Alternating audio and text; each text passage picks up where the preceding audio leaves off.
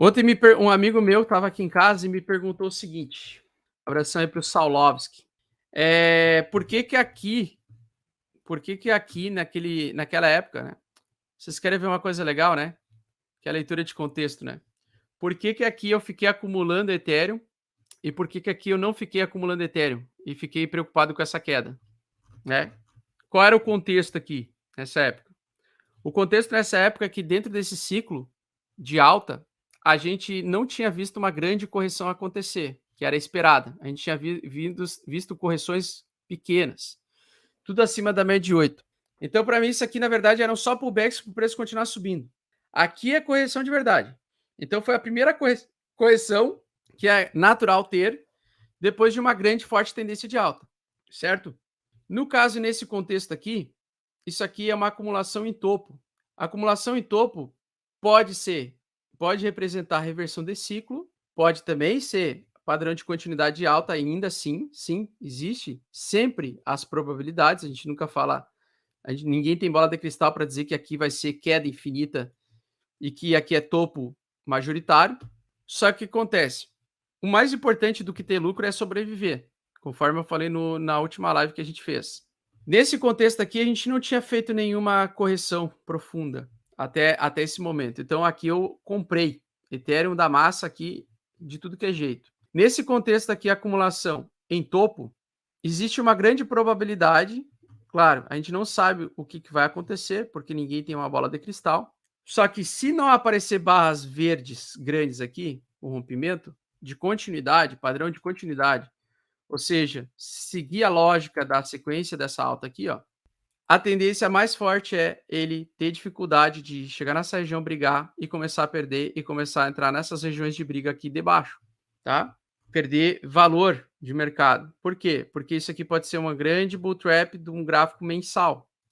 Se você olha o gráfico mensal, o contexto é o que me fez mudar de comportamento, né? De ser um acumulador naquela região, nessa região aqui, e aqui ser e ser vendedor, porque aqui a gente não tinha feito um topo duplo, absolutamente nada, não tinha feito correção, nada, simplesmente nada. Então a gente aqui, dentro desse contexto de entrega de muito lucro, eu já acho muito mais perigoso entrar num possível bear trap mensal, depois dele entregar uma sequência de 21 meses, então são 21 meses aqui, quase 2 anos de alta, do que entrar no meio do ciclo aqui de alta, tá? Então eu achei muito mais perigoso. E outra, tinha muita realização de prejuízo, o contexto era muitos tokens, metaverso, gamecoins, NFT surgindo, muito dinheiro entrando em Ethereum, então não fazia muito sentido, na minha opinião, vender desesperadamente naquela grande correção. Então por isso que quando você vai lá no meu canal, você vai lá tu quer no meu canal e ver o que é acumular na baixa, né? Aqui, ó. Você vem aqui no meu canal, você olha meu vídeo, no vídeo que eu tava no dia com o cu na mão, que a minha mulher tava na cirurgia, e aí eu tava num coworking lá da cidade que ela tava fazendo a cirurgia. Bitcoin é cruz da morte, hora de eu ir às compras. Então daqui em diante, do dia 23 de junho em diante, comprando Ethereum toda semana, lapada após lapada, e depois você sabe, né? Comprando Ethereum a 2.700, 2.800 dólares, fiquei comprando e acumulando em fundo, depois de uma queda de 50%, com contexto positivo. Nesse contexto que nós estamos, na minha opinião, não é contexto positivo. Então, por isso que eu estou muito mais tranquilo em relação a ficar vendido neste momento, tá? Então, é isso que mudou. Depois vocês pegam lá ali eu estava falando do BTC, né? No caso, eu acreditava que ele ia bater fundo ali e retomar a alta, e o suporte mais forte era o semanal. Então, eu estava falando do suporte semanal aqui, né? Estava falando do suporte semanal, isso é muito importante. E qual que é o suporte semanal, então, agora? Vocês já sabem. Tem dúvida? Bota o super trend aí. Tem dificuldade de localizar? Bota o super trend aí. Vem aqui ver, esse é o gráfico mensal, ó. O suporte mensal do Ethereum é 1.800 dólares. Esse é o mensal. Esse não é tão importante para nós. O mais importante para nós é o semanal. O semanal eu acho que é 2.800, se eu não me engano. 2.973. Então esse é o suporte que não pode perder nem fudendo. No Ethereum, no caso, né? E o Ethereum está mais forte que o BTC, porque o BTC ele está mais perto do suporte semanal do que o Ethereum. Olha lá, ó, o suporte semanal do BTC agora ele subiu de 42 para 44. Então, na verdade, o suporte mais forte do BTC atualmente agora subiu para 44. no semanal, né? Se ele perder o semanal aqui, na minha opinião, ele entra em bear market, né? E aí ele vai querer vir trabalhar nessa região aqui, no semanal. Nessa região dos $30.000 a $34.000, $35.000, aliás. Essa região de briga aqui boa. Essa região aqui, ó. Então ele não pode perder o suporte semanal. E ele tá com... E por isso que o contexto tá horroroso, né? Tá diferente do que daquela vez. Ele fez um pivô de baixa abaixo da média 8 no semanal, no padrão de 8 semanas. Então, ele ainda está num contexto péssimo ainda. Ele precisa segurar nessa região e voltar a subir, segurar na região de $44.000 e voltar a subir. Então, agora já o suporte do BTC está horroroso. E aí, olhando isso, né, nós olhamos o Ethereum barra BTC. O Ethereum barra BTC tá interessante ainda. Tá interessante ainda, porque está fazendo pivô de alta acima do semanal. Mas lembre-se que esse gráfico ele tem duas formas de subir. Ou o BTC perde mais valor mais rápido do que o Ethereum, então o Ethereum cai mais devagar e o BTC cai mais rápido, ou o Ethereum sobe mais rápido que o BTC. O Ethereum ganha mais valor mais rápido que o BTC. Tá? Então, graficamente falando, tá bonito aqui. Tendência de alta ainda. O normal seria o Ethereum ganhar valor sobre o BTC. Então, olhando o contexto do que eu estou enxergando, vale mais a pena manter hold de Ethereum do que BTC, porque numa situação da derretimento do BTC, o Ethereum vai cair talvez até 3.400, aqui aquele suporte, né? 3.400 ou no máximo ali $3.000, e o BTC ele pode perder bem mais, ele pode vir para sair de 45 e vir para 30 mil, por exemplo, que é aquele suporte. Se ele perder os 44, ele pode vir para 35, na verdade, para 35. Então, ele pode subir, esse gráfico pode continuar subindo mesmo com os dois, o Ethereum caindo menos, de uma forma mais tranquila do que o BTC à moedinha da praia, tá?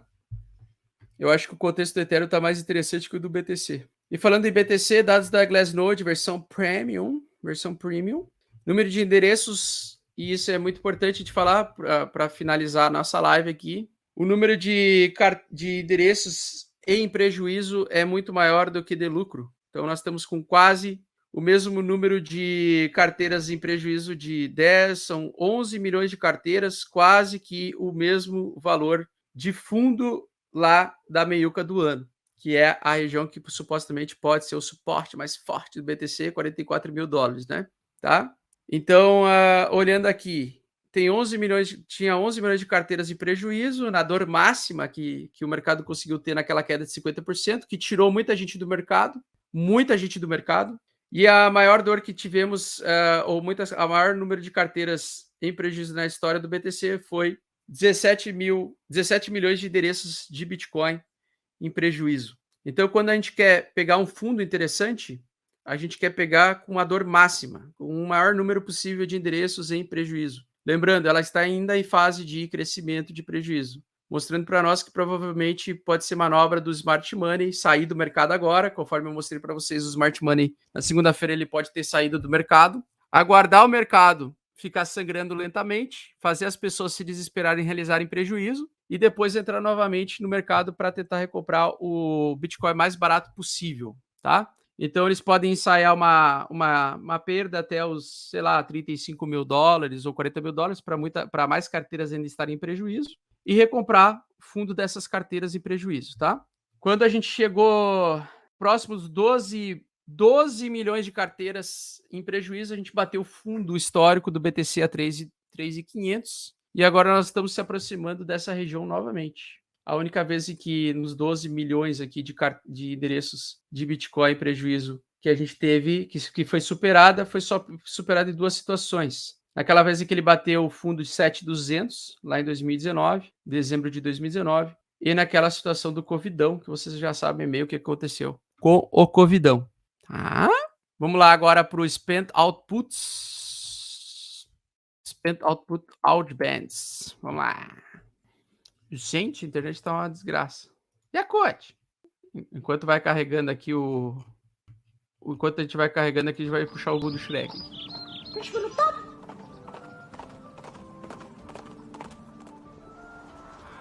Puxa no top.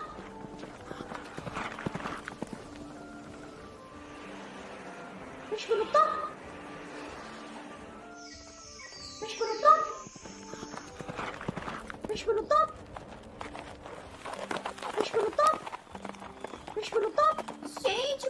esticar. Risco no topo. Vamos lá.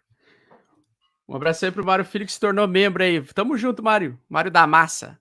Pessoal, torne-se membro aí para mais dados on-chain hoje de tarde, tá? Vão ter mais dados on-chain aqui. On-chain, né? Esses tempos na queda infinita aqui, nós tivemos uma realização bruta aí da maior parte dos participantes do mercado do Smart Money, né? Então nós tivemos realização de Smart Money aqui, ó. Realização de lucro de Smart Money, ou prejuízo, sei lá. Isso aqui pode representar a saída do Smart Money, pessoal. Então, 28 de dezembro? 28 de dezembro. Supostamente, 28 de dezembro, o Smart Money saiu do mercado. E deixou a Deus dará. Deus dará. Então, aqui, carteiras com... aliás, bitcoins adormecidos com 1 ano a 5 anos de dormência aí. Foram movidos, né? Geralmente, quando o Smart Money sai, ele dá essas acumulações longas de merda e fica essa água de salsicha o mercado. Essa verdadeira água de salsicha. O maior período de saída dessa galera dormente aí foi fevereiro de 2018, a queda infinita das altcoins. A partir de fevereiro de 2018, depois que o Smart Money saiu do mercado, as altcoins derreteram pro espaço. Foram pra puta que pariu. Nesse ciclo ainda não tivemos essa grande saída, tá? O que sugere que o período vai ser mais prolongado de acumulação para subir mais lá para frente. Então ainda mantenho, né? Se eu fosse apostar, se eu fosse brincar aí de futurologia, ainda acredito que o BTC vem para $35 mil e ali ele vai se segurar. $35 mil aqui, ó. Tem que se segurar, meu fofo. Tem que se segurar. Ainda manter a ideia que ele vai acumular lateralmente ainda.